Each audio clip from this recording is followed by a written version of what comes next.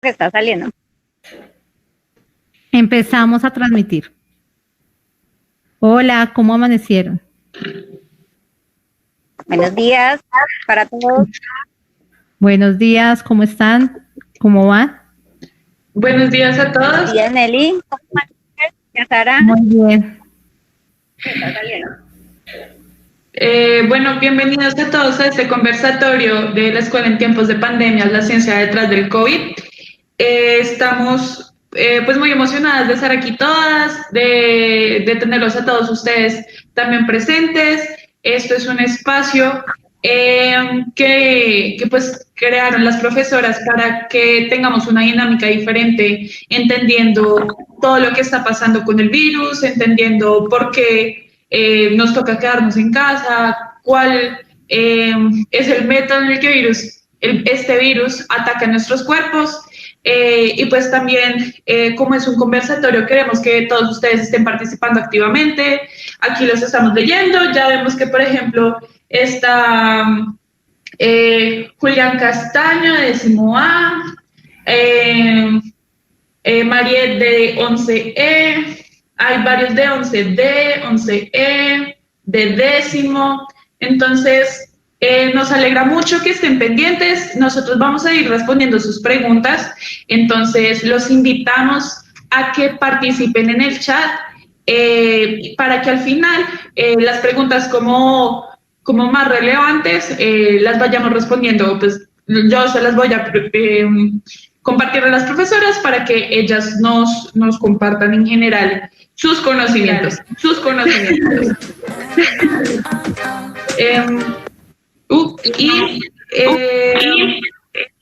Hay como un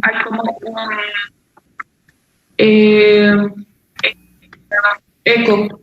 Sara, Ana, ¿tienes prendido algo? No. Nelicita. Aunque ya creo que ya. ¿Listo?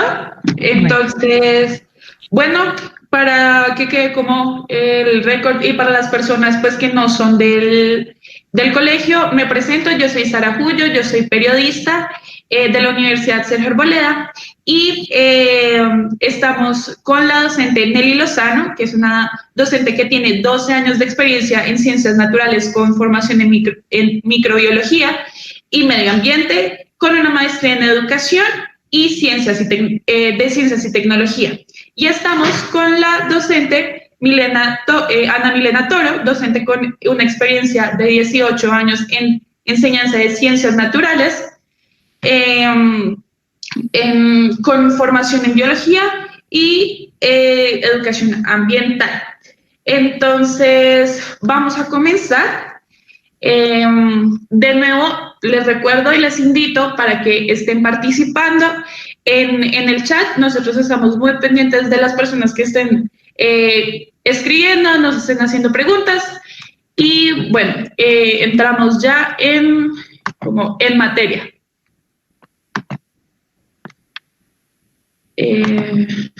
Vamos a ver.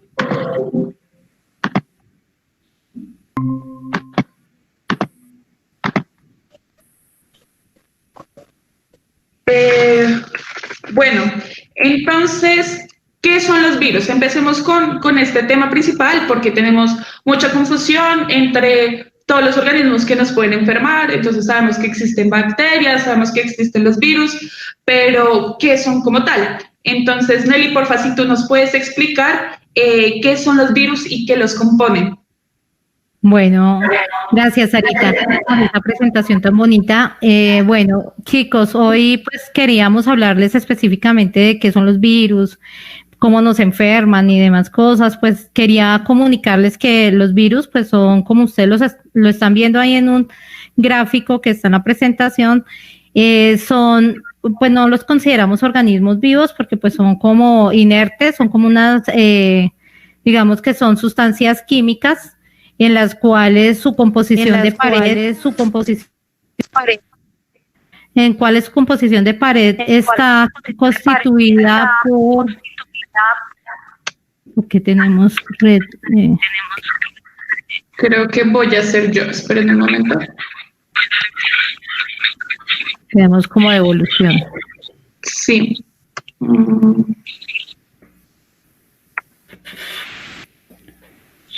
Bueno, entonces Pero son, se te escucha bien. Listo. Explicando. Y ya.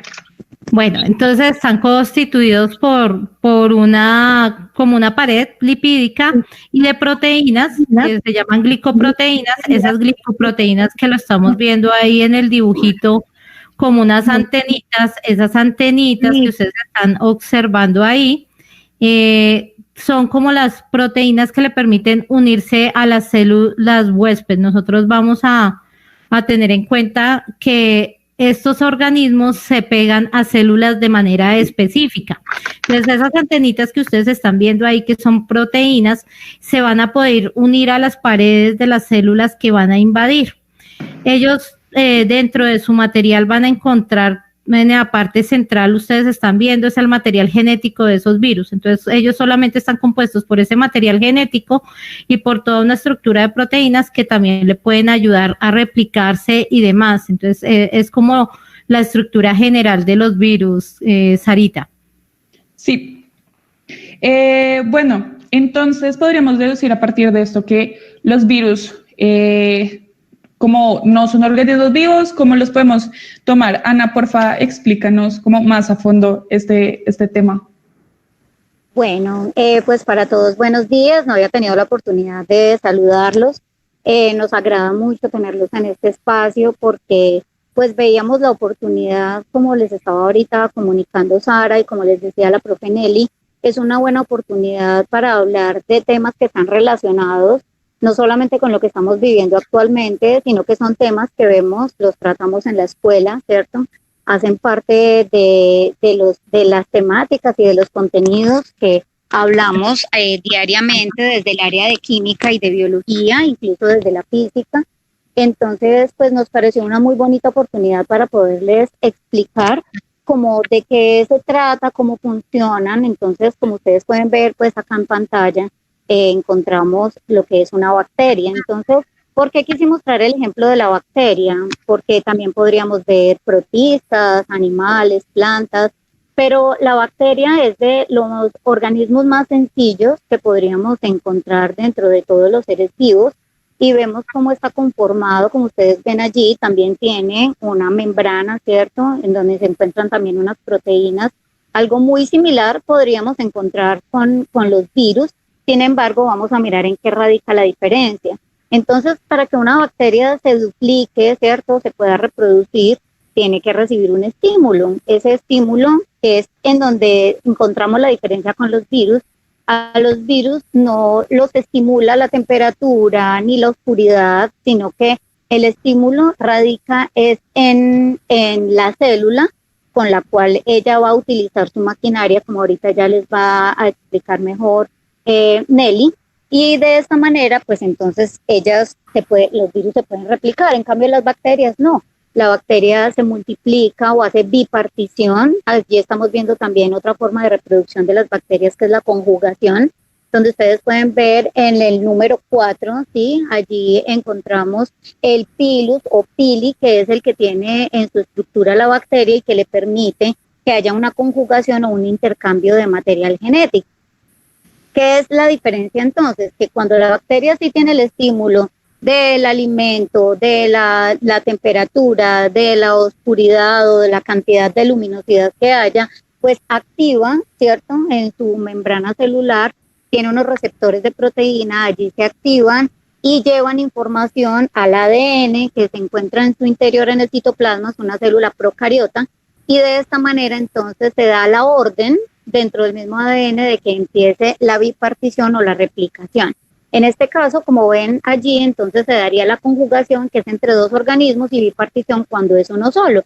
En cambio, el virus no tiene esa capacidad, el virus no se va a replicar por sí mismo, ni se va a dividir en dos, ni va a conjugarse con otro virus. Entonces, pues, esta es la diferencia que encontramos, y por esto a las bacterias sí las determinamos como seres vivos y a los virus no los tendríamos dentro de los seres vivos.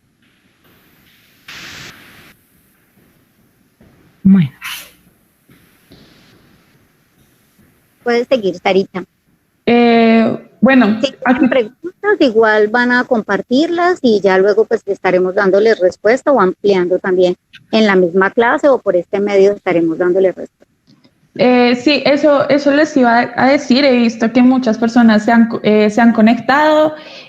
Valentina Umaña, María Camila Lozano, Jenny Alejandra, están ahí todos presentes. Entonces les recordamos también que participen. Si tienen preguntas, las hagan por el chat del live stream y así nosotros al final podemos ir respondiendo sus preguntas. Entonces, Nelly, explícanos, porfa, un poco este diagrama de los virus. Bueno, Sarita, específicamente, como lo había dicho la profesora Ana, es muy importante reconocer que los virus, pues, no pueden hacer su reproducción por sí solos, como en el caso de las bacterias, que ellas sí, de una manera u otra, pues ellas se pueden, o por bipartición o por conjugación, hacer procesos de duplicación y pues reproducirse. En este caso, el virus necesita una célula huésped, que es lo que ustedes están viendo con la lineecita negra y donde se está ubicando el virus en la parte de encima. Entonces ustedes están viendo ahí que como es una navecita espacial que está llegando ahí a la membrana celular. En esa membrana el virus lo que llega a hacer es como tratar de abrir la célula, que es lo que ustedes están viendo ahí, y entra solo el material genético. Ese material genético, digamos que engaña a nuestra célula y hace que empiece a trabajar la célula para él. Entonces, él coge ese material genético y hace que ese material se reproduzca, como también las proteínas que necesita para volver a construir nuevos virus. Entonces, engañando a la célula, él no se está alimentando, no está haciendo ningún proceso de digamos, por sí solo, de ser capaz de reproducirse, sino que utiliza otro organismo, que es en este caso, algunos decían, es que es como si lo hubieran creado para destruir la célula. Y pues podría pensarse, porque realmente él llega, invade y ya y dice, bueno, cojamos esta maquinaria para que yo me pueda reproducir. Y en el momento en que se reproduce, Sarita, ¿me puedes correr un video? Empieza a generar, digamos, que toda una población de virus que van a crecer dentro de la célula, haciendo que, digamos, esa célula se estalle.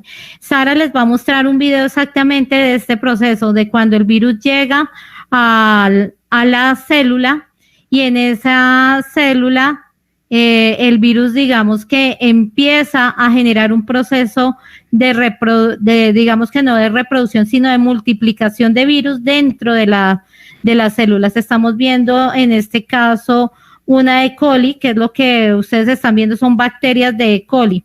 ¿Qué hace el virus? Ahí está llegando el virus a la membrana celular de la bacteria y está inyectando su material genético. En ese momento coge la maquinaria que tiene la célula, especialmente sus ribosomas y el DNA, y empieza a generar una multiplicación, digamos que donde la célula se siente atafagada, y llega un momento en que la célula por sí sola se lisa, pero al momento de lisarse, yo digo lisarse, romperse, como ustedes lo están viendo ahí, estalla como un globo, liberando esos virus que van a llegar a invadir a otras células, y de esa manera van a estar matando las células, que en este caso pues es un bacteriófago que está atacando específicamente bacterias de E. coli. Gracias, Sarita. Listo. Entonces, bueno, Ana, cuéntanos un poco sobre otras pandemias que han existido. Nuestra generación o mi generación pudimos ver, por ejemplo, la pandemia que hubo del ébola, que pasó en África, y pues eso fue como algo como muy grande en los medios, pero en realidad nunca nos tocó aquí en Latinoamérica. Así que esta es la primera vez que nosotros tenemos que vivir así tan fuerte una pandemia. Cuéntanos qué otras pandemias han existido y cómo se han desarrollado. Bueno, muchas gracias, Arita. A ver si yo sé que tienen varias inquietudes y vemos esta palabra y nos horroriza además, ¿cierto? La palabra pandemia por sí sola ya genera pánico. Entonces, pues sí, la verdad es preocupante porque exactamente las pandemias lo que conllevan es a la muerte no de cientos, sino de millones de personas. Además de eso, se da en muchos lugares del mundo, ¿cierto? Y pues acá podemos ver, ustedes ven una imagen, la cual luego pues le podremos compartir cuál es la página completa porque la historia es muy interesante. Yo les quise traer esta imagen donde ustedes pueden visualizar de que no es la única pandemia que ha existido, porque a veces solamente hablamos de esta o de pronto nos hablan de que fue la viruela, que es muy similar también a la varicela, con la cual ahorita nos vacunan para evitarla. La viruela en este momento pues se encuentra erradicada, pero ustedes pueden ver que la viruela mató millones de personas. Y es la imagen que se encuentra como en la mitad, como un círculo naranja, ¿sí? Que es como color mostaza con naranja o cafecito. Sí. Bueno, ese virus que ustedes están viendo allí es el causante, por ejemplo, de la viruela. Y allí podemos ver como la cantidad de virus que han existido, el de la gripe, podemos ver el coronavirus, que es el más reciente, que se encuentra como en la parte inferior de la imagen, pero si vamos a los datos, ¿cierto? Lo que data la historia es que desde miles de años atrás se vienen dando estas pandemias, las cuales pues han generado cambios en las dinámicas de la humanidad. No es la única, vemos como el VIH, además de eso, también es reciente, no es un virus antiguo. Algunos de ellos pertenecen a las mismas familias y vemos cómo ellos mutan y se genera entonces un nuevo virus o aparece un nuevo virus. Vimos también por ejemplo, hace 10 años estuvo el H1N1, ¿cierto? Que fue la que le decían que era la fiebre porcina o la gripe porcina. Y hace, por ejemplo, un siglo, que lo estuvimos también viendo en clase, ocurrió la pandemia de la gripe española en 1928, en donde también se generaron una cantidad de trabajos para elaborar vacunas. Entonces, acá podemos ver muchas pandemias que han generado la desaparición de seres humanos, no es la primera vez, y de esta historia pues tenemos que aprender. La idea es esa, de que veamos cómo se comportaron las personas en los tiempos en que se han generado, por ejemplo, estas pandemias, cuáles fueron las reacciones que tuvieron, porque de la historia es de donde aprendemos. Entonces, por eso queríamos como compartirles esta imagen para que ustedes vieran que no es la única que ha ocurrido. Es más, vemos que hace miles de años vemos a la peste antonina, ¿cierto? Que fue antes de Cristo, más o menos por la misma época. Entonces, pues la verdad es, como les decía, ha desaparecido muchas personas y por ejemplo, el VIH tiene de diferencia con la que estamos viviendo ahora del coronavirus, es por ejemplo la forma de transmisión. La forma en cómo se transmite ahora es demasiado sencilla. Sin embargo, el VIH ha cobrado demasiadas personas también por esa falta de cuidado o por el desconocimiento mismo del virus, por a veces creer que los virus pues no es cierto y que y no nos vamos a enfermar, a veces pensamos eso. Entonces, pues esta ha sido como un poco la historia a través del tiempo de los virus y los seres humanos. Sí, Ana, aquí Anderson López dice que cabe aclarar que en esos tiempos la medicina no estaba tan avanzada. Pues en los tiempos de, por ejemplo, la peste negra, de la viruela cuando comenzó, no era tan avanzado.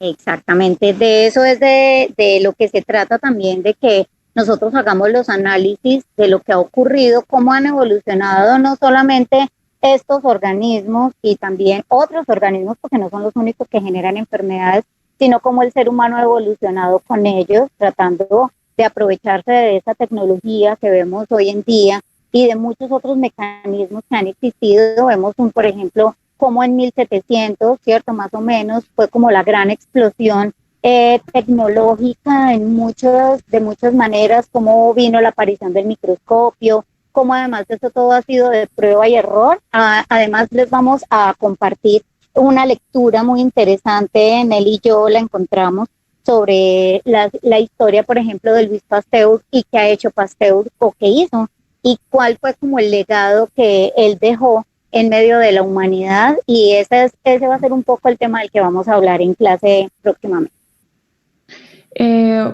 Bueno, hablando pues, ya vimos que han existido muchas pandemias y muchos virus.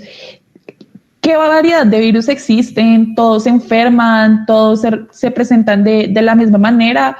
¿O cómo se presentan en nuestros cuerpos? Nelly, por favor, explícanos. Bueno, mira, Sarita, específicamente, pues los virus, como les había contado anteriormente, ellos identifican una célula huésped, y esa célula huésped, digamos que como ellos tienen esa maquinaria externa que yo les había mostrado que era como esas antenitas, esas proteínas externas son las que identifican la célula blanco. Entonces no es que ellos puedan atacar a otra célula, atacan células muy específicas. Bajo esa construcción, digamos que bajo esa construcción de que el virus es altamente específico, no podríamos decir que esos virus llegan a atacar, digamos que todos no nos llegan a atacar, algunos atacan plantas, algunos atacan animales, otros atacan, digamos que hongos, bacterias, como lo vimos en el caso de los bacteriófagos. Este señor que yo les estoy mostrando aquí en la pantalla, que se llama el biólogo Baltimore, fue el que generó como un mecanismo para, a través de la fisiología, que es la fisiología es lo que se encarga de reconocer todas las partes que constituye un organismo. Y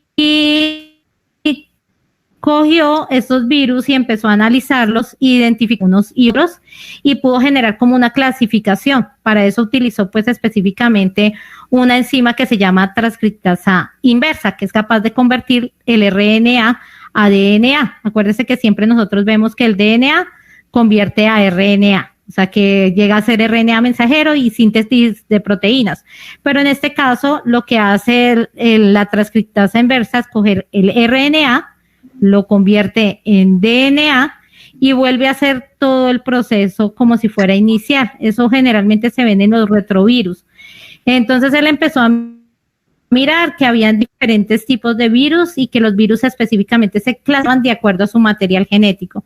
Si miramos la siguiente diapositiva, podemos ver, Sarita, si nos compartes la diapositiva, podríamos mirar que hay dos tipos de taxonomía. Entonces, pues cuando uno va a mirar los organismos vivos, uno se basa mucho en la taxonomía de Linneo, que es a través de identificar el orden, la familia, la subfamilia, el género. Por ejemplo, nosotros que somos, en este caso, organismos vivos, pues tenemos una clasificación diferente a la de hacer 7 grupos, y en esos 7 grupos son lo que ustedes están viendo ahí en un esquema. No me quiero enredar ni quiero enredarles tanto, entonces simplemente lo que yo les estoy mostrando y que 7 grupos diferentes de acuerdo a la composición genética y cómo ellos llegan a invadir la célula.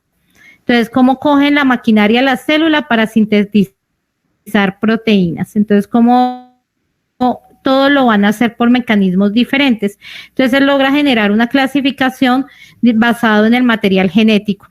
Es como la gran diferencia y, pues, como les decía, no se da que todos los virus nos van a atacar. Todos los virus, para que un virus llegue a atacarnos a nosotros, que se presenten similares, es porque también nosotros, por ejemplo, frente a los animales, tenemos una maquinaria muy cercana.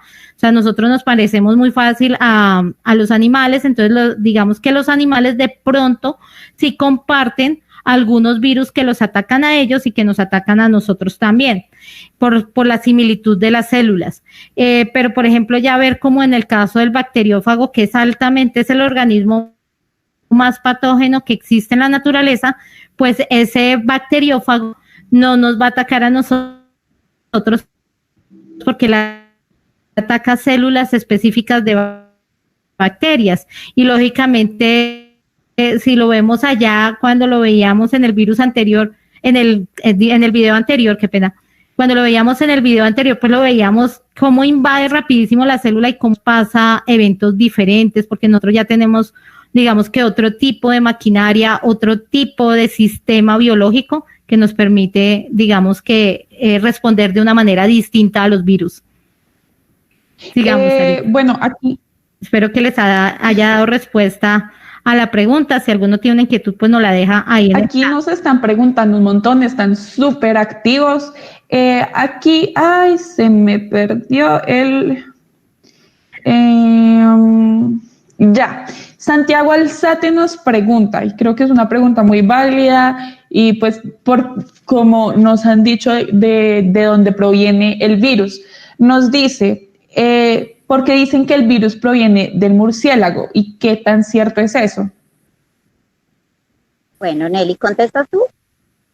Bueno, Sarita, en este caso, digamos que la investigación, sí, este virus, en este caso, el virus de la pandemia, nosotros se están generando pues diferentes tipos de hipótesis porque nosotros cuando estamos haciendo una investigación no siempre podemos afirmar, o sea, no podemos decir es totalmente cierto, sino que empezamos a generar hipótesis y esas hipótesis pues empiezan a regar de pronto en el argot. Algunos dicen viene de un laboratorio, que se escapó de un laboratorio, que es sintético. Otros pueden decir, no, mire, viene de los pangolines. Otros dicen, viene de los murciélagos. Entonces, para poder llegar a afirmar, se debe dar una discusión, digamos que primero sostenida en una investigación científica, realmente haber identificado de dónde proviene y pues hay muchas, digamos que especulaciones. Entonces nosotros no podemos afirmar ahorita todavía si el origen se da en los murciélagos, aunque en los murciélagos sí se dan muchas especies de coronavirus que los atacan a ellos. Entonces posiblemente podría darse la situación de que se dé esa, sin embargo la profesora Anita les va a explicar más adelante algo referente a eso y podría ser una discusión también de clase. Sigamos. Bueno, y también quisiera de pronto como complementar algo, Nelly, para Santiago y para todos nuestros queridos asistentes, nuestra audiencia, que sé que no solamente hay estudiantes, también hay maestros, están nuestros directivos docentes y están las familias, están los padres de nuestros estudiantes y nuestras propias familias también. Sé que toda esta información es valiosa porque hay tantas preguntas que se generan y a veces ni con nuestra misma familia conversamos al respecto desde el punto de vista científico. Entonces, pues, este es un espacio muy valioso que además quiero aprovechar la oportunidad para agradecerle a los directivos docentes por permitirnos este espacio porque no es sencillo, ¿cierto? Es buscar mucha información, es traerla para ustedes de una manera que clasifiquemos como lo más puntual, porque pues el conversatorio se podría hacer muy largo, este tema es muy extenso. Entonces, como decía Nelly, exactamente hay muchas especies que están vinculadas con el ser humano, además de eso son transmisores, como hemos visto, las ratas ha sido, por ejemplo, una de las mayores transmisoras, igualmente los murciélagos. La forma en que se consumen los alimentos en algunas partes del mundo podría llegar a generar esto también. Y acá, como decía Nelly, vamos a abrir un espacio, por ejemplo, desde esa intervención humana al utilizar especies silvestres para muchas cosas, porque las especies, los animales se utilizan en laboratorio, como vemos y decía Nelly ahora, las ratas, por ejemplo, tienen mucha parte de su ADN, es muy similar al nuestro, y por eso ha sido uno de los animales mayormente utilizados en laboratorio. No es el único, pero sí es uno de los que tiene más fácil reproducción. Estamos viendo que siempre la fauna se utiliza para todos estos bienes, a veces se generan discusiones, ¿cierto?, del tipo ético, pero como preguntaba Santiago y contextualizando la respuesta, ahí sí se dice, y como decía Nelly, son hipótesis y no podemos llegar a decir sí fue exactamente el animal, pero sí nos queda claro algo, y es de que cada vez que nosotros utilizamos esta fauna silvestre sin a veces ni siquiera conocer el comportamiento de la especie, ni siquiera saber si podría llegar a ser un hospedero intermedio de algún virus, bacteria o protista, ¿sí? Porque puede llegar a ocurrir. Entonces es complejo, incluso ellos también llevan hongos. Ustedes se han dado cuenta, por ejemplo, los guatines que están cerca de las cañadas tienen enfermedades relacionadas y muchas veces nosotros tenemos a nuestras mascotas en casa y podrían llegar a ser transmisores. Entonces son hipótesis que se generan, pero sí están muy vinculadas a que podría llegar a ser ese contacto con este tipo de animal. Ok, bueno, ahora pasamos a una parte interesante, ya a nuestro cuerpecito hablando del coronavirus. Entonces, Ana, explícanos qué hace el virus al momento de entrar a nuestro cuerpo, qué es lo que sucede. Bueno, pues como ustedes ven, pues los virus son demasiado pequeños, ¿cierto? No son visibles al ojo humano. Quisiera si por favor tú tienes el video que te compartí, Sarita, para que ellos vayan como observando la dinámica que se lleva a cabo con los virus. Entonces, pues bueno, yo les voy a ir contando. No, el virus que estás viendo ahí es el del bacteriófago. No, ya salió la. Bueno, okay. Ya está. Entonces, bueno, gracias. Resulta que, pues, este virus, como ustedes ven, esa forma, además de eso tan linda que tiene, ¿cierto? Es muy parecida, además, a la corona del sol, por eso le dicen de esta manera al grupo del coronavirus.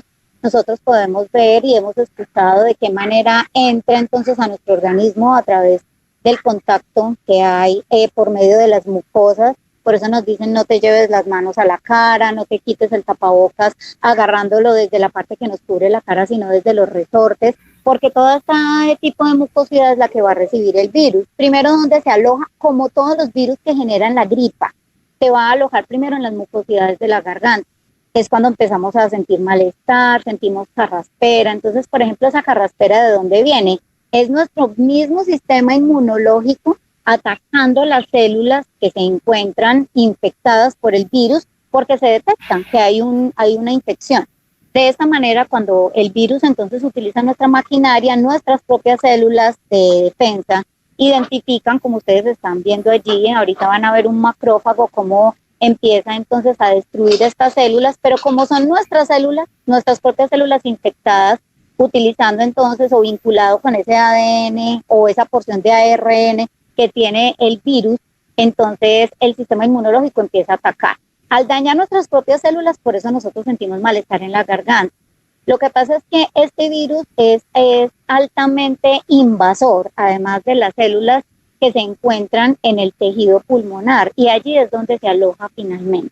Entonces se reproduce de una manera impresionante, se adhiere a estas partes de contacto que se encuentran en las membranas celulares de nuestras células del tejido pulmonar e invaden entonces de la misma manera como estaban en la garganta, invaden también a las células del pulmón. ¿Y qué pasa en este momento? Nuestro sistema inmunológico genera un ataque pero mucho más agresivo. Sí, entonces cuando ese ataque es tan altamente agresivo, él no discrimina. Es indiscriminado el ataque. Entonces, como pueda que dañen células que estaban infectadas, como pueda que dañen células que también estaban en buen estado. Entonces, acaba con todo. En ese momento, nuestro sistema inmunológico y todo nuestro cuerpo pues entraría como en un momento crítico, donde se colapsaría. ¿Y qué aprovechan allí? Porque aquí es donde viene el punto clave de la situación. Y es donde viene el que aprovecha la situación, que es el neumococo. El mismo que generaba en la gripe española en 1928, que tanto se estudió, que generó esta pandemia que cobró millones de vidas, es que finalmente es el neumococo el que se aprovecha, porque es una especie oportunista. ¿En dónde vive el neumococo? ¿Dónde es el sitio, su hábitat preferido, si lo podemos decir así? Es nuestro pulmón. Ustedes están viendo allí los alvéolos. El alvéolo es donde se encarga del intercambio gaseoso, ¿cierto? Donde hay este intercambio de oxígeno, dióxido de carbono, donde además de eso se lleva la sangre que recorre el organismo, ¿cierto? Allí se atrapa ese oxígeno y hay el intercambio también con el dióxido de carbono, y infortunadamente allí es el sitio preferido de la bacteria del neumococo alimentarse. Entonces, cuando ya el neumococo se multiplica de esta manera tan grande porque nuestro sistema inmunológico está colapsado, pues entonces es donde viene la neumonía y lastimosamente es donde se cobra muchas veces la vida del paciente porque no reacciona. Entonces uno dice, bueno, si tengo gripa, ¿qué hago? ¿Me tomo un antibiótico o no me tomo un antibiótico? ¿Qué puede pasar, cierto? Entonces por eso a los virus hay que darles un tiempo de reposo, hay que tomar mucho líquido, que ahorita de pronto pues ya vamos a hablar un poco más de la forma de cuidarnos mientras estamos enfermos, pero lo importante es de que nosotros al principio, por ejemplo, no generemos una toma de antibiótico porque esto va directamente a las bacterias, y si todavía no hay bacterias, pues entonces estaríamos además generándole otra problemática mayor a nuestro organismo. Ok, sí, nos estaban preguntando aquí precisamente eso, de que si los antibióticos eran viables para tratar el virus o no. No, entonces los antibióticos no son, porque los antibióticos son específicos. Además, ¿sí? Un antibiótico lo que hace, como su nombre lo dice, es anti, ¿cierto? Entonces lo que hace es como inhibir que haya una reproducción en la bacteria, que fue una de las imágenes que les mostré al principio. Entonces, ¿qué hace el antibiótico? No permite de que haya esa reproducción, inhibe el proceso reproductivo. Además, muy importante, por eso nos dicen mantenga la distancia. Los virus, algo que se me olvidó como compartirles, es que algunos estudios, por ejemplo, en China han identificado que nosotros cuando hablamos, los que tenemos la voz tan fuerte como yo, que a veces hablamos muy duro, es una de las formas también de aspersión del virus, infortunadamente. Entonces, por eso siempre debemos llevar el tapabocas cuando estamos cerca de otras personas, mantener esa distancia, porque el virus queda detenido en el aire por un tiempo. Entonces, por eso de esta manera, además es un estornudo, lleva demasiada velocidad, van muchas gotas de saliva, y en esas gotas de saliva pues se encuentra de manera masiva cantidades de partículas del virus. Entonces, por eso debemos mantener esta distancia con las personas, el lavado de manos, que ya Nelly les va a explicar un poco más desde el punto de vista químico por qué debemos hacer este lavado de manos y qué efecto tiene en el virus el detergente. Espero que les haya quedado claro. Bueno, ¿qué significa que el virus sea altamente patógeno? Nelly, porfa, si nos puedes explicar esto. Bueno, generalmente pues uno dice, oiga, es menos patógeno de pronto porque nosotros sentimos, en el caso de la gripa, nos ataca cada año, 2 o 3 veces tenemos episodios de gripa, y como que, bueno, nosotros decimos, ay, no nos sentimos mal, es un periodo de tiempo, nos recuperamos rápido. Generalmente eso de altamente patógeno depende de muchos factores. Primero, pues la capacidad de transmisión. Entonces, como Ana le decía, es muy diferente el virus del SIDA, que el virus del SIDA para la transmisión se da por medio de relaciones sexuales o por transfusión de sangre. Bueno, hay varias, pero pues generalmente uno se podría decir que puede como controlar ese mecanismo y prevenir fácilmente el contagio. Pero en el caso del virus, por ejemplo, del coronavirus, es un virus que se queda en las superficies, que es transmitido simplemente por hablar entre personas. Además es latente, significa que va a durar varios días encima de una superficie sin que se muera. Pues nosotros no hablamos de morir, sino que se inerte, no está, entra en una que ya no va a atacar. Entonces es porque se empiezan a descomponer digamos que esas proteínas que lo componían se destruyen, se van a deshacer. Entonces, digamos que, por ejemplo, en superficies plásticas dura más tiempo, en superficies metálicas dura más tiempo. Entonces, eso también hace que sea altamente patógeno. La otra situación es a la población que está llegando. Entonces, ¿en dónde hace incidencia? O sea, nosotros vamos a hablar de incidencia como la manera en que cuántas personas se pueden enfermar. Entonces algunos decían, no, es que la incidencia yo la veo en 1.5, eso es bajitico, pero 1.5 en una población de 1000, y aparte de eso, no sé si soy yo, ese 1.5 pues ya está aumentando, digamos, esa cantidad de personas. Nosotros vamos a ver lo que en la gripa es de 0,6. Entonces es mucho menos. Entonces, cuando ya estamos mirando en la población en general y que puede ser la persona afectada, mi familiar cercano, pues ya yo estoy viendo que el virus pues está generando una incidencia alta y que mi responsabilidad. Entonces, ahora este virus tiene una característica que tiene un periodo de ventana. Quiere decir que usted se contaminó, y en ese proceso de contaminación usted empieza a transmitirlo y no se da cuenta. Entonces usted le habla al vecino, le habla a su familiar cercano, le da besos a sus hijos y demás cosas, y pues usted no se está dando cuenta que lo está transmitiendo, y de pronto usted ni siquiera se enferma porque su sistema inmunológico detuvo el virus porque tiene la capacidad de pararlo en el momento en que infecta. Entonces usted paró el virus en ese momento, pero hay personas que su sistema inmunitario pues es más delicado, es más sensible y demás, pues esa persona sí se enferma de manera distinta, y eso es lo que estamos viendo en este virus, que se enferman personas que tenían algún tipo de sensibilidad. Además que yo no sé cómo está mi sistema inmunológico, hoy podría estar muy bien, mañana ya amanece debilitado por mi estrés, por que no tome luz. O sea, hay muchos factores que influyen en mi sistema inmunológico.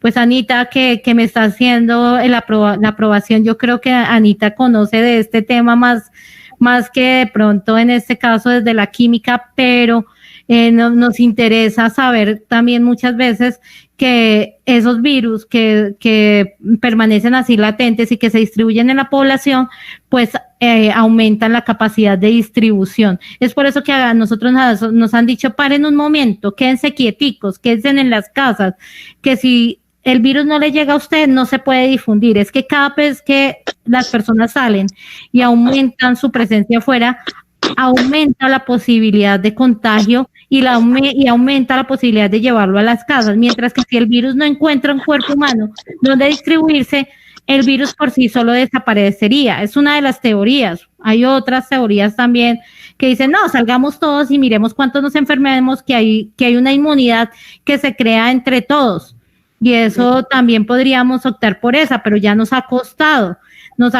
porque es que si nosotros vamos a ir a ver casos de Suecia, Estados Unidos, que no hizo caso de retirarse tan rápido, pues los estragos han sido altísimos, porque pues el costo de las vidas y el atender, ahora le estamos dando tiempo, también nos estamos dando un tiempo para que los médicos digan: paremos un momentico, paren ahí, y mientras las UCIs se van conformando, los médicos se van entrenando para atender mejor la pandemia, porque también como es un virus nuevo, están probando.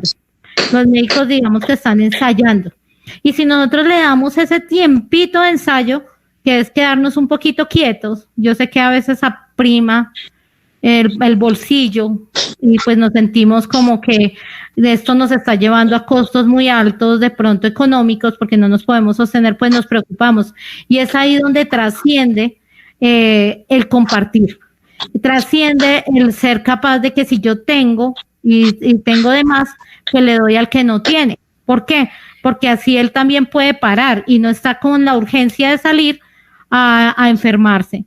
Entonces, esa es como todo lo que nos ha puesto a decir que este es un organismo altamente patógeno. Anita, si nos quieres complementar.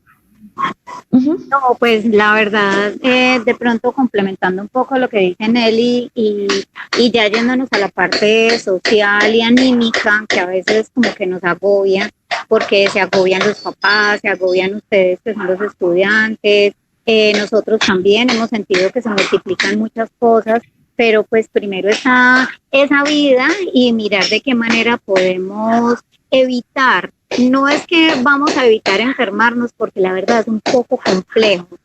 Hasta donde más podemos evitar, por eso seguimos como todas esas instrucciones y acatamos lo que nos dicen tanto las autoridades de salud, ¿cierto? Como también la parte política, que nos están dando unas directrices de que a veces son muy difíciles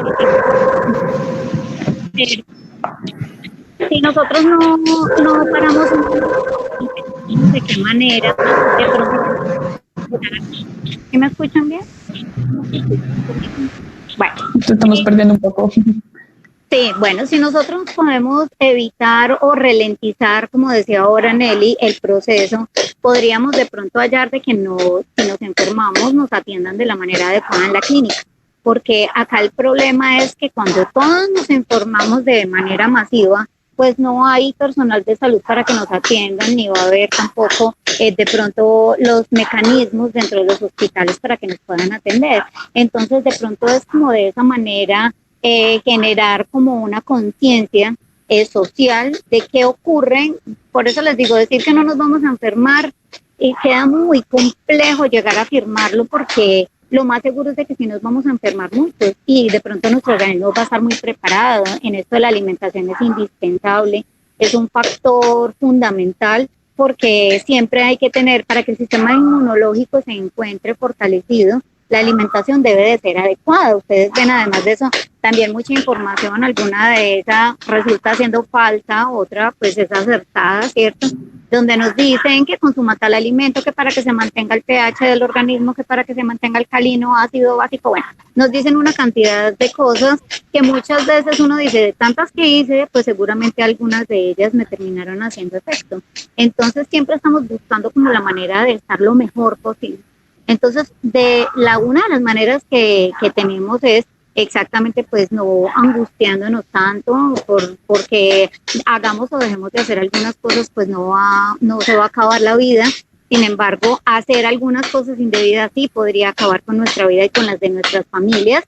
Ustedes han visto los comerciales y a veces son muy impactantes, porque la persona está sana y se ve sana y resulta que lleva el virus a su casa y en su casa sí mueren su hermano, su mamá, su abuela, su tío, su esposo, y la persona queda viva. Entonces es como a veces muy similar a la persona que va conduciendo ebria y lleva a su familia dentro del carro. O sea, la verdad es una analogía que a mí me parece que es muy válida, porque muchas veces nosotros decimos, no importa, yo no estoy sintiendo nada, no pasa nada conmigo, somos imprudentes en nuestro accionar, en nuestras acciones, y llevamos entonces de pronto a tener males para otras personas que están cerca de nosotros.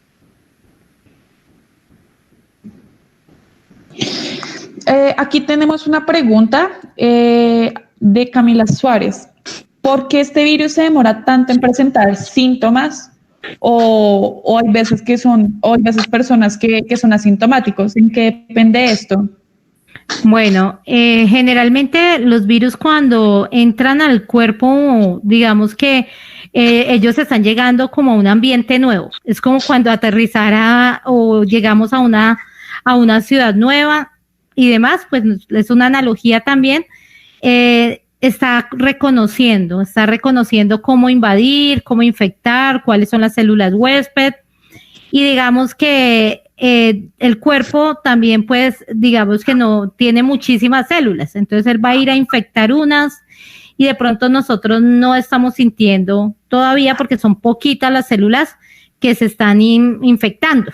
Entonces como que todavía nosotros no logramos empezar a sentir síntomas y demás. En ese momento en que llega ese organismo, digamos, a entrar o invadir algunas células, también se activa el sistema inmunológico. Lo que pasa es que él no lo reconoce tan fácil y no ha creado una maquinaria para atacarlo. Entonces, digamos que en ese momento, mientras las células, empieza a haber una batalla entre el sistema inmunológico, que son células que van a ir a reconocerlo. Mientras creas todas las defensas, empieza a haber sintomatologías, el cuerpo también empieza a generar cambios. Entonces empieza que me da escalofríos y todo eso porque él varía la temperatura a ver si puede controlar el virus. Entonces hay personas que en esa etapa, digamos que su sistema inmunológico fue tan fuerte que sin haber generado todavía la inmunidad, logró atacar la enfermedad y sacó ese señor extraño de ahí, sacó a ese virus extraño. Pero hay otros que sí se demoran. Estamos hablando que el virus puede demorarse entre 4 y más o menos 14 días. Pero hay personas que se enferman a los 4 días, como hay personas que se pueden enfermar a los 15 días.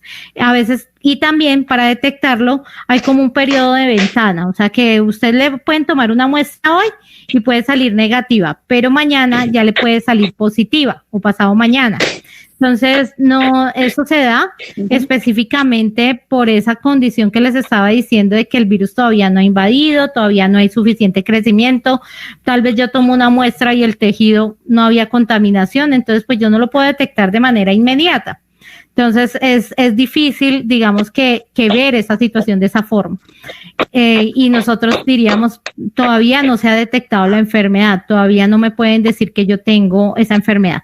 Si yo voy a ir a mirar a los procesos que se llevan en el laboratorio para detectar la enfermedad, ya también ahí hay una demora. ¿Por qué? Porque, por ejemplo, al inicio nosotros estábamos enviando muestras hasta Bogotá, digamos que en unos mecanismos de congelación y demás, para que ya llegaran y le hicieran un análisis por DNA y o de RNA para identificar qué tipo de virus era. Entonces, mientras llegaba y mientras le hacían la prueba, pues se podía demorar una semana para decirle usted tiene COVID. Entonces, usted mientras eso, pues ya está presentando los síntomas y seguramente se habrá curado algunos, se llegaron a curar antes o ya sus síntomas ya no eran tan fuertes o algunos ya habían muerto, como pasó con el señor de Santa Marta, que no sabían que había muerto de COVID. Y seguramente muchos les ha pasado eso, han muerto de COVID y nadie se dio cuenta. Por eso cuando le dicen las estadísticas o cuando le muestran esas estadísticas a ustedes están viendo no en tiempo real. Están viendo, como les ha dicho Claudia López en Bogotá, ustedes no ven en tiempo real, ustedes están viendo 15 días después. Entonces no estamos viendo la realidad y tenemos que tener en cuenta mucho eso. Entonces, por ejemplo, hoy nos están diciendo que están muriendo 1,000 personas, seguramente son 3,000, porque el mismo ministro nos ha dicho, eso está multiplicado por 3. Entonces hay que tener en cuenta eso. Ellos están haciendo una estrategia, es diciendo, tengan cuidado, salgan con tapabocas, pónganse toda la protección, pero no le están asegurando que usted no se va a enfermar. Y entonces es un error porque muchas veces las personas piensan que ya como les dieron vía libre, entonces pueden salir a la calle como quieran, sin tapabocas, o pueden estar saliendo muchas veces. Entre usted más salga, hay más probabilidad de que usted cometa errores, que se pase las manos por la cara. Cuando uno pues en esta pandemia nos han dicho no nos pasemos las manos por la cara y mucho menos si no nos las hemos lavado. Entonces necesitamos constantemente estar lavándonos las manos y generando métodos de prevención. O sea, si vamos a salir, tenemos que salir con todos los métodos de prevención, no cogernos la cara, no llevar el celular, porque hay gente que lleva el celular y simple, el celular es el primer mecanismo que nos permite entrar en contacto con el virus, porque usted lleva el celular y el celular usted ya lo cogió con las manos sucias y usted ya se lo puso en la cara y el celular no tiene mecanismos para limpiarse solo. Entonces la gente comete mucho esos errores y ahí es donde se contamina. Listo, okay, creo que muchas gracias. Sí, nos están preguntando un montón, hay un montón de preguntas, muchas gracias por su participación. Tengan en cuenta de que no todas las vamos a estar respondiendo en este momento. Y si en verdad ustedes quieren que les respondamos sus preguntas, por favor tenganlas anotadas para cuando ustedes estén en clase ya con los profes se las puedan dar directamente. En este momento, este conversatorio está enfocado más en la parte científica, porque muchas personas también nos están hablando sobre teorías conspirativas y pues en este espacio no vamos a poder hablar de esto, así que si en verdad quieren que las profesoras les respondan esto, ustedes tienen el espacio en sus clases para hacer esas preguntas. Listo, entonces, ¿por qué este virus causa tanto riesgo a la población? ¿Cuál es la población en riesgo? Pues nos han dicho que están los niños, están las personas adultas, tenemos restricciones con respecto a quiénes pueden salir, quiénes no. Ana, porfa, explícanos cuáles son los riesgos y cuáles son las personas que tienen mayor riesgo de contagio. Bueno, entonces, pues, además complementando una de las preguntas que les habían hecho ahora, que Nelly también la abordó sobre si somos asintomáticos. Y es que pasa como en muchos otros virus, otros organismos que podemos llegar a tener en nuestro cuerpo, en donde nosotros no manifestamos la enfermedad. Y en cambio sí somos portadores de ella. Incluso hay enfermedades que están ligadas a la parte genética donde ocurre lo mismo, donde somos portadores y los que van a mostrar, por ejemplo, la enfermedad. Señora, Nelly. ¿Vas a decir algo? No. Bueno, y nos podríamos llegar a transmitir esta información, por ejemplo, a nuestras siguientes generaciones. No es exactamente igual, pero puede llegar a pasar también en el caso de los virus, de que nosotros seamos asintomáticos, no presentamos malestar, no nos da fiebre, ¿cierto? El sistema inmunológico no va a atacar las células, pero entonces sí encontramos una población que puede llegar a presentar mayor riesgo, no solamente de ser portadora, sino de presentar la enfermedad que es el COVID, que viene además de eso pues con una cantidad de características que generan que podría verse como una gripe común, pero que pues va a generar unas fiebres muy altas y después de que ya haya contacto con bacterias, pues va a ser muchísimo más alta, entonces el malestar, el dolor de cabeza, bueno. Dentro de esta población, como ahorita lo estaba hablando Nelly, el sistema inmunológico es fundamental. Entonces, el sistema inmunológico en los niños, por ejemplo, que están apenas en pleno crecimiento, que además de eso tienen una glándula grande productora de células de defensa, que es el timo, que se encuentra acá en la parte del pecho, ¿cierto?, en nuestro tórax. Allí está, por ejemplo, esta glándula que es gran productora de células de defensa. Por eso el timo va perdiendo su tamaño después de que va pasando el tiempo, no en todas las personas. En algunas tiende como a disminuirse demasiado, en otras se mantiene el mismo tamaño de la glándula y se encarga entonces de generar células de defensa. ¿Qué pasa entonces con esas células de defensa? Que comienza el sistema, muchas veces se deprime por diferentes causas y una de ellas pues es la edad. Entonces vamos a encontrar de que las personas, no sé, ustedes de pronto han visto en estadísticas, ¿cierto?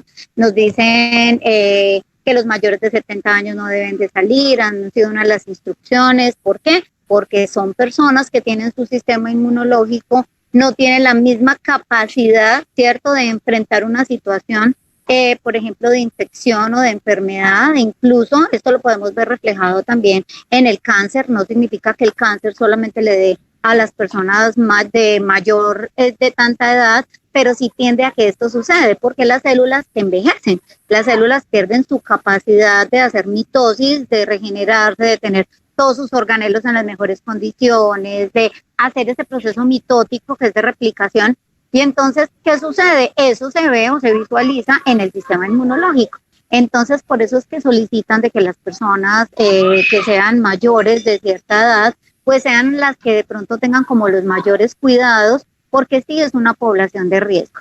Entonces, los niños muchas veces pueden ser incluso los transmisores, tal vez no podrían mostrar la enfermedad, aunque hay unos estudios que ahorita han aparecido donde muestran que probablemente, o hay una hipótesis de que el virus haya mutado en esos niños que son menores de 5 años, no es pues como para que se llenen de miedo, pero puede llegar a pasar.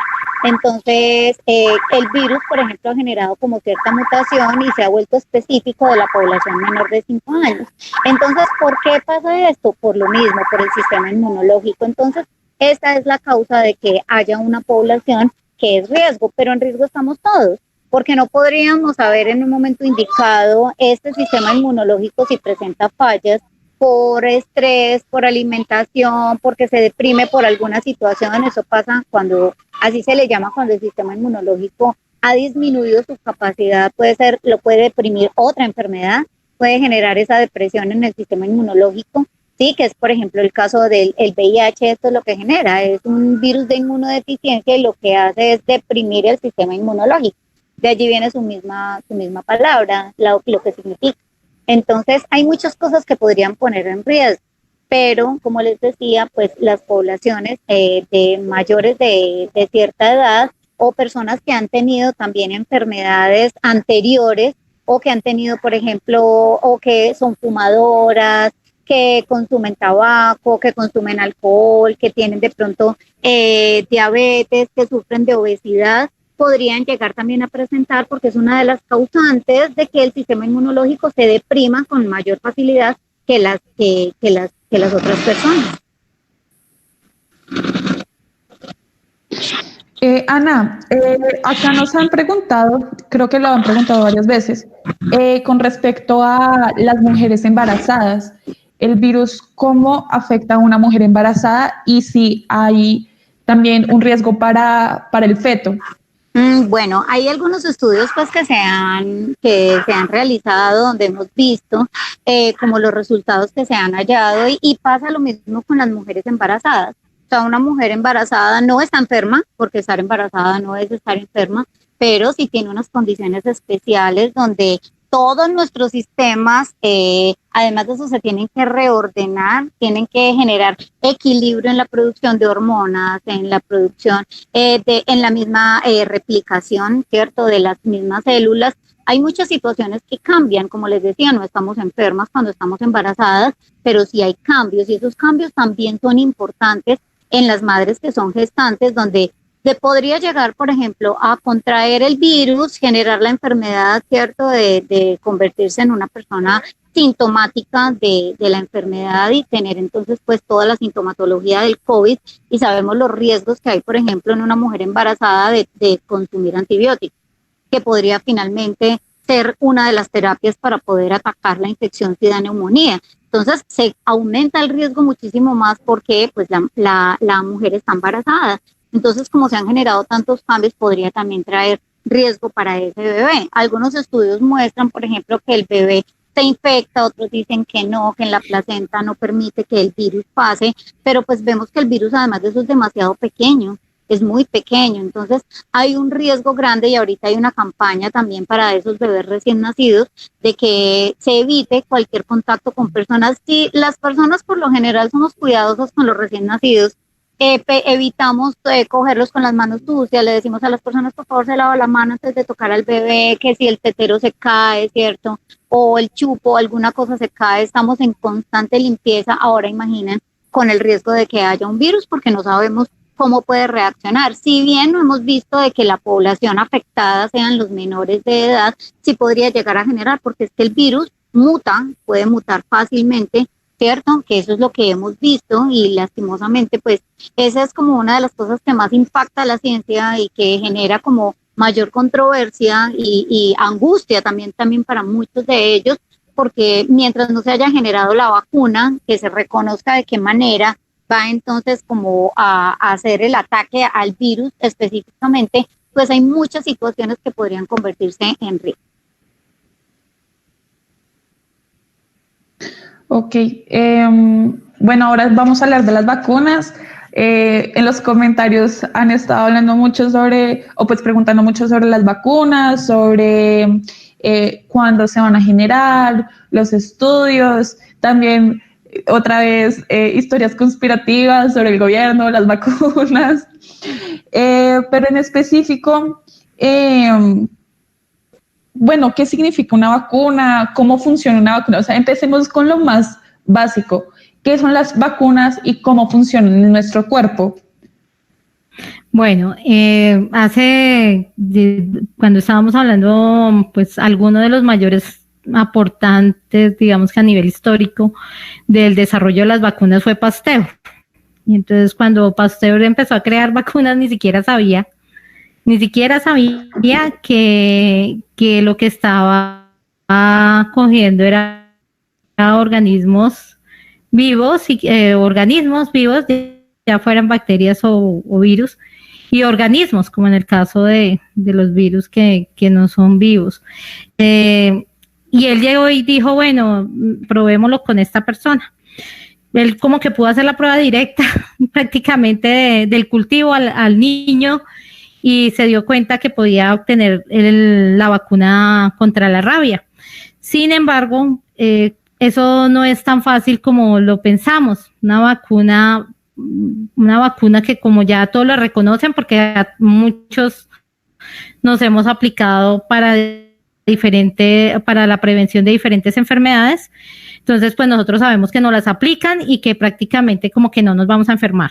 En ese caso, sí, de varicela, de viruela o demás. Las vacunas de por sí son organismos muertos que nosotros cogemos los organismos, los ponemos como a calentar, o hay diferentes métodos, o puedo obtener una sustancia química parecida al virus y como que coge el cuerpo, me la inyectan y como que mi cuerpo es capaz de reaccionar inmunológicamente a esa vacuna. Entonces, el cuerpo reacciona y el cuerpo crea el aparato inmunológico para que en caso de presencia del virus, pues no se enferme. Es muy difícil llegar y decir, mañana ya tenemos la vacuna, porque ya hay unos protocolos extendidos, digamos, que se tienen que hacer en pruebas. Primero yo tengo que aislar el organismo, tengo que buscar el mecanismo de atenuarlo o matarlo para que yo pueda coger o sintetizar proteínas parecidas a las del virus para que yo pueda probarlas. Y yo tengo que hacer pruebas primero, pues generalmente el protocolo dice que en animales. Y si yo pruebo en esos animales y el animal se cura, ya empiezo a trascender a hacer en pruebas humanas. Y tengo que mirar que ese virus no me vaya a enfermar a las personas. Si quieres, Sarita, pasamos a la siguiente diapositiva para que la veamos. Entonces, cuando yo estoy mirando ese periodo en el que yo estoy haciendo pruebas, pues en ese es en el que estamos. Digamos que en este momento, si ustedes están viendo ahí la figurita, entonces estamos viendo que cogen el organismo y se lo inyectan. Ese organismo que usted está viendo ya no está vivo, sino está muerto, está atenuado. Y usted está viendo ahí también que se está formando una maquinaria que nosotros llamamos anticuerpos. Esos anticuerpos son altamente específicos para ese organismo específico que nos está atacando.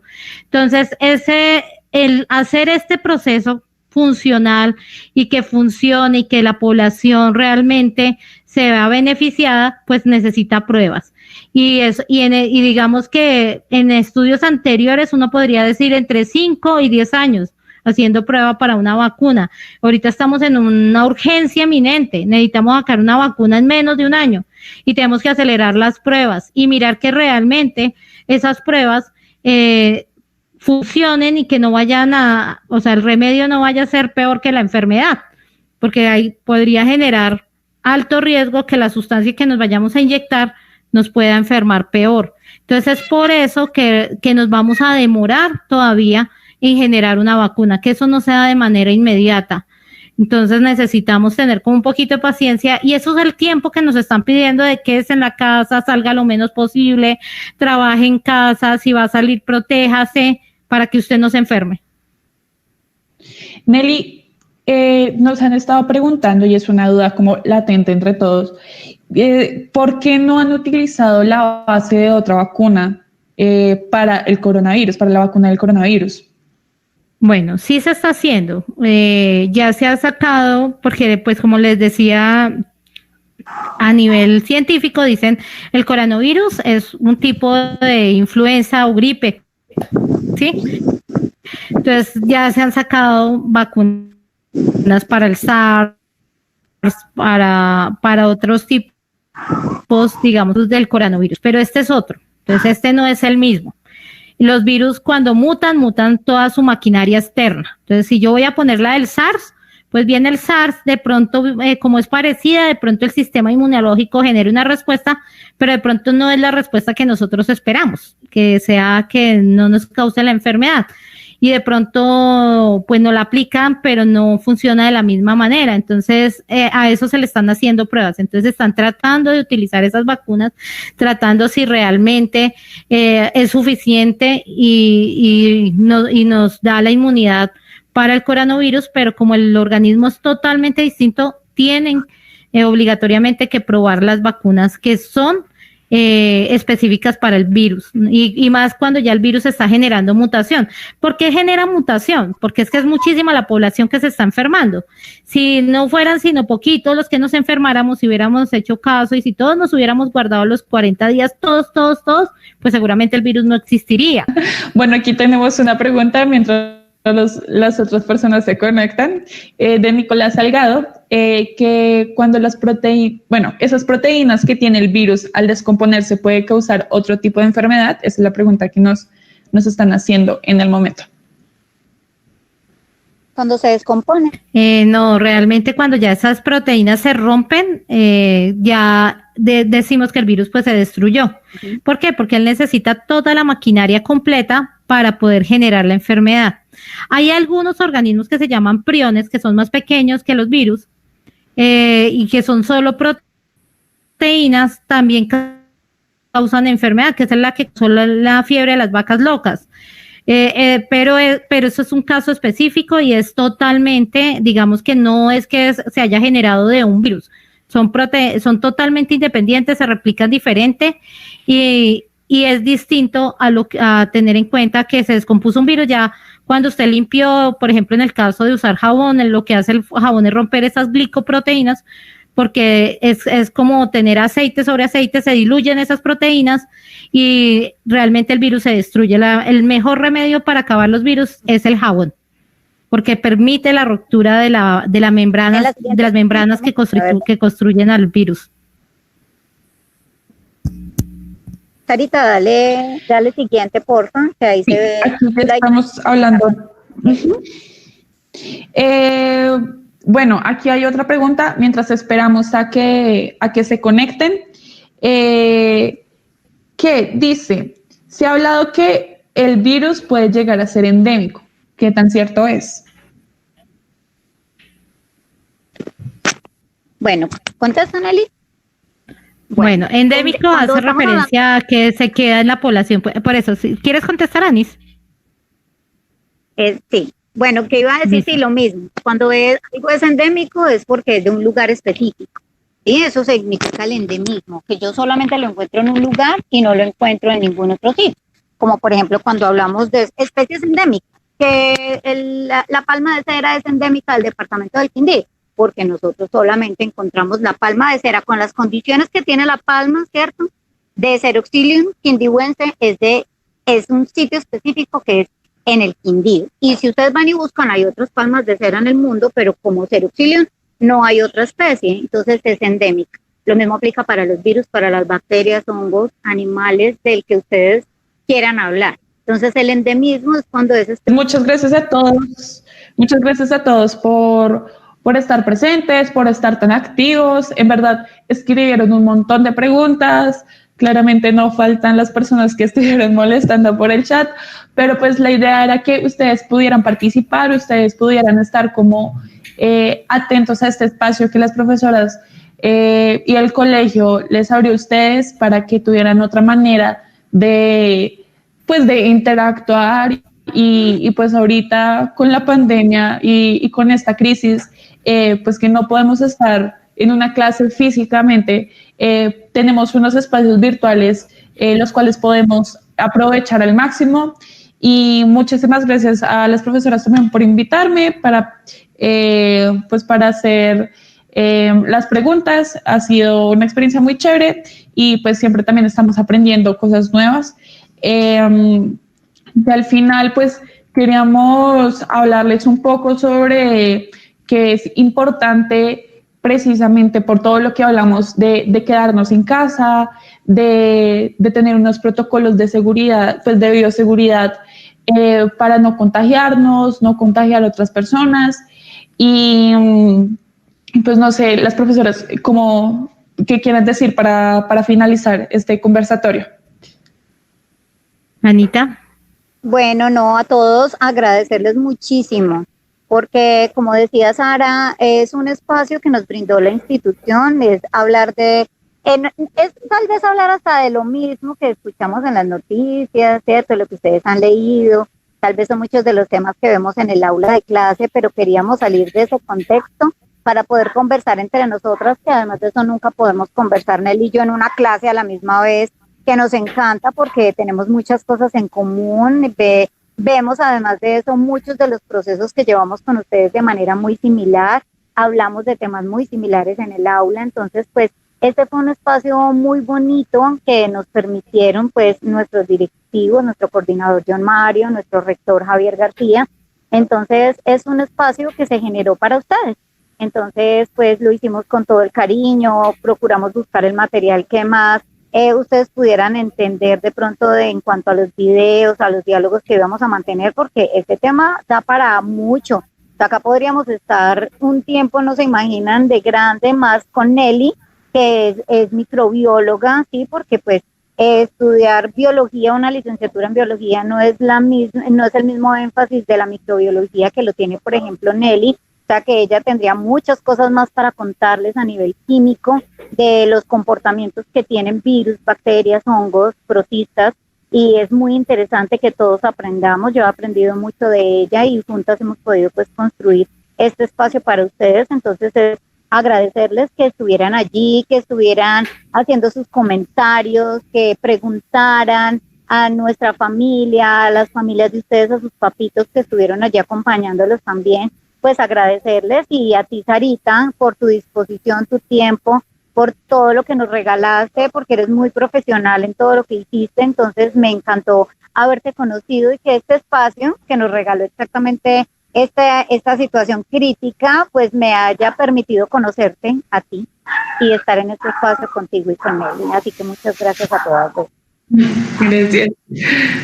Bueno, yo quería especialmente pues dar agradecimientos a Ana, toda la disponibilidad, todo el tiempo, su profesión y demás cosas que también me permitieron identificar cosas que yo quería conocer o que quería reconocer de ese mismo análisis, y me permitió pues aclarar muchas dudas que tenía.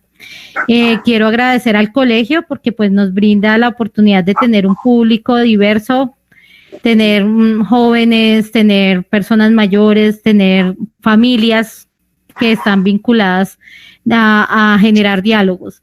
Y quería agradecerte a ti, Sarita, porque también nos das, digamos que ese toque de juventud, de innovación, de cosas nuevas que traes desde la comunicación social, de hablarles también con las palabras que ellos usan, las maneras y sus expresiones.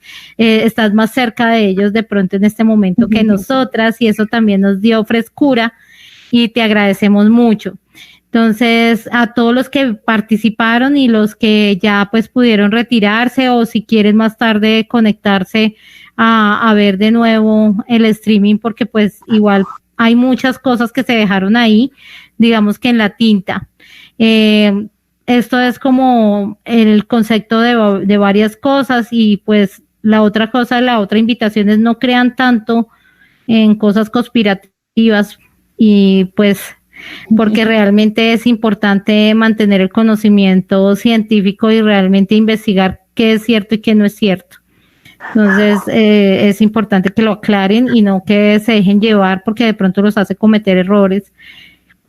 Y pues bienvenidos. Yo no creo que alguien disponga tanto dinero para sostener o querer tener la población parada.